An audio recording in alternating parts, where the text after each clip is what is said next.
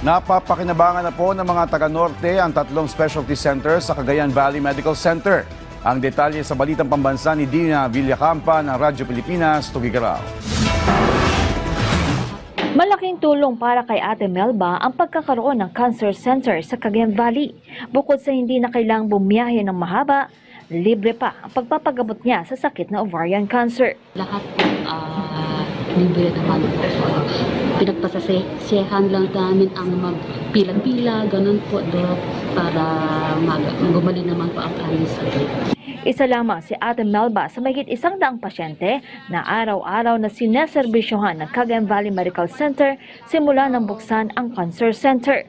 Sa ngayon, 3 na sa 14 na specialty centers sa naturang ospital ang operational na.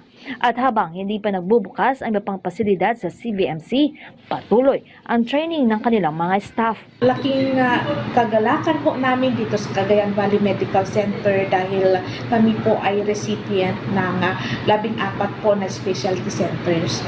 Natapos na po ang ating cancer center at full operational na. Ganun din po yung infectious disease and tropical medicine. Bagamat hindi pa naipatatayo ang iba pang specialty center, tiniyak ng CVMC na tutugunan nila ang mga pangangailangang medical ng mga pasyente, gaya ng heart and vascular services.